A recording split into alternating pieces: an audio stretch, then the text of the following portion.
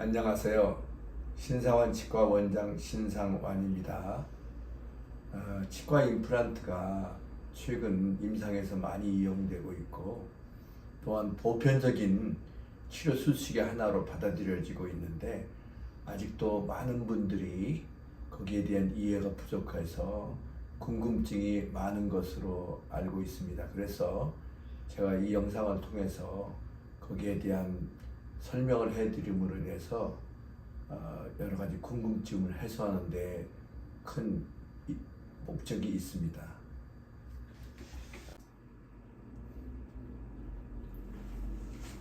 현재 치과 임상에서 시술하는 임플란트는 스웨덴의 게텐버그 대학의 브레네막 교수가 1952년에 고래에 잘 접촉되는 임플란트를 개발하여 1965년도에 처음 시술된 환자의 40년 생애 동안 잘 사용하였습니다.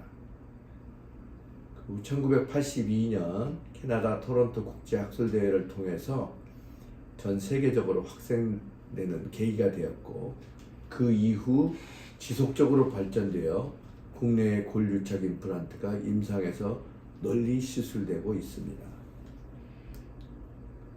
치과 임플란트란 어떤 것인가요?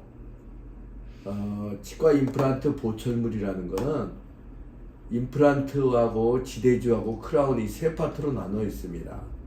그래서 임플란트는 치아의 뿌리에 해당되는 그런 거고 그 다음에 지대주가 있고 그 위에 올라가는 크라운이 있는 세 가지로 나누어져 있습니다. 그리고 임플란트의 수명은 얼마나 되나요? 교체 시기가 있나요? 아니면 영구적으로 사용할 수 있나요? 이런 물음들이 있는데요. 임플란트는 장기간 임상 연구에 의하면 10년 성공률이 90% 이상입니다. 환자의 전신 건강 상태, 구강위생 관리, 정기적인 검진 그런 것들이 임플란트의 성공에 영향을 미칩니다.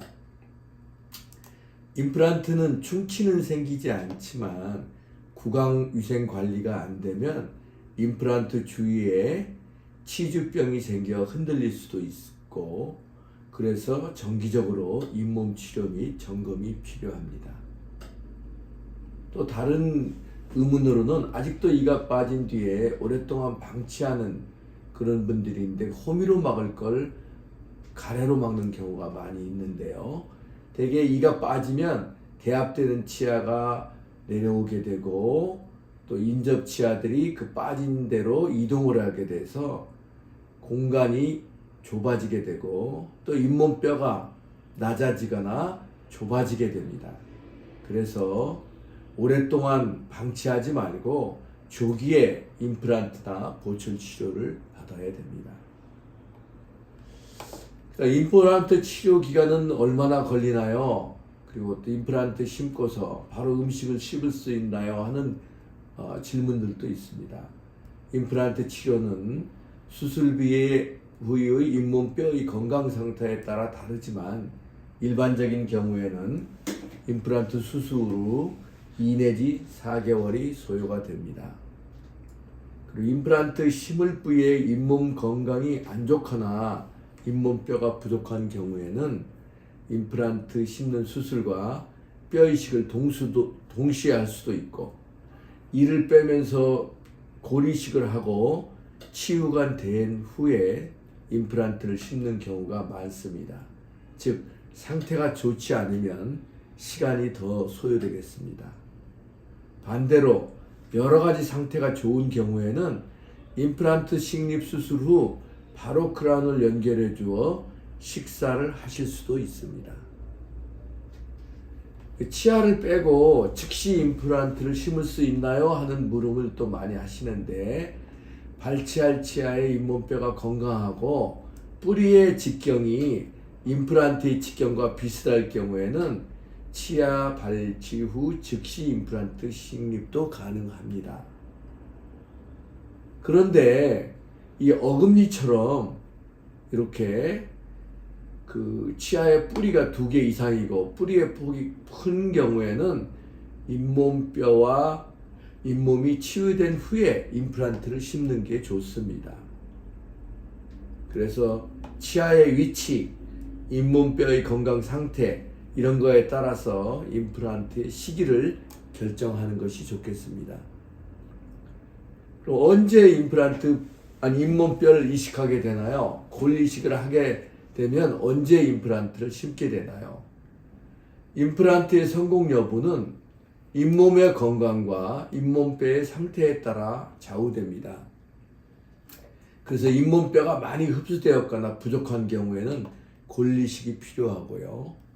또 빼야 될 치아가 치주병이나 염증이 있거나 또 고름주머니가 있는 경우에는 이를 빼고 나서 잇몸뼈의 흡수를 최소화하기 위해서 잇몸뼈의 높이나 폭을 늘리기 위한 골 이식이 필요하게 됩니다.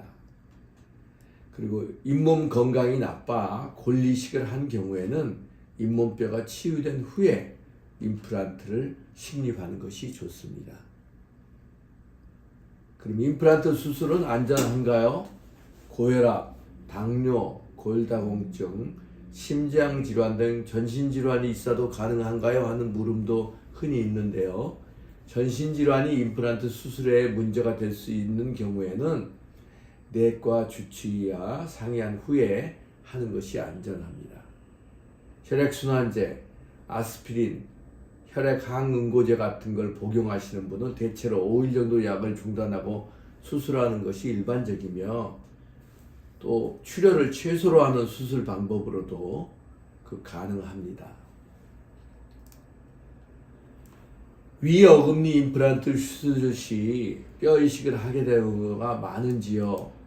이런 것도 하나의 큰 물음이 될 수 있는데 위턱뼈의 잇몸에 뼈의 높이가 상악동 때문에 부족한 경우가 많습니다. 그래서 이런 경우에는 임플란트를 수술하는 동시에 그 상악동에 뼈 이식을 같이 해주는 그런 수술을 해주면 됩니다. 그리고 임플란트 수술은 아프지 않나요? 안전한가요? 이렇게 물어보는 분들이 또 많은데 최근에 와서는 3차원 3D CT하고 인상을 통해서 컴퓨터로 진단을 하고 가상 수술을 해서 심을 임플란트의 수술 유도 장치를 만들어 가지고 내비게이션 수술을 하기 때문에 비교적 짧은 시간에 정확하게 수술할 수 있고 무절개 수술이라 좀 덜 붓고 통증도 감소되고 빠른 치유를 유도할 수 있기 때문에 훨씬 안전하게 할 수 있다고 봅니다. 임플란트 치료를 하고 나서 왜 음식물이 더 잘 끼어서 불편한가요? 하는 질문도 많은데요.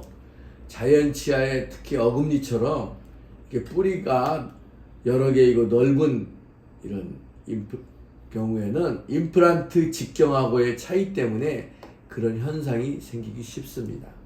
대부분 경우에 그 환자의 잇몸 상태에 맞게 맞춤형 치대질을 이용하면 그러한 현상을 최소화시킬 수 있습니다.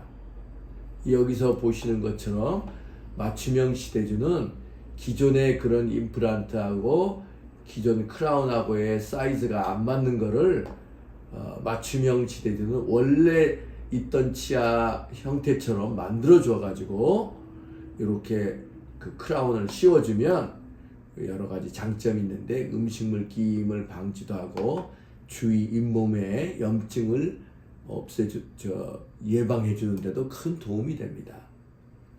그래서 이렇게 여러 개 치아를 이렇게 심었을 경우에도 이렇게 맞춤형 치대주를 이용해 가지고 이런 식으로 해주면 보기에도 좋고 자연스러운 그런 모양으로 임플란트 치료를 해줄 수 있습니다.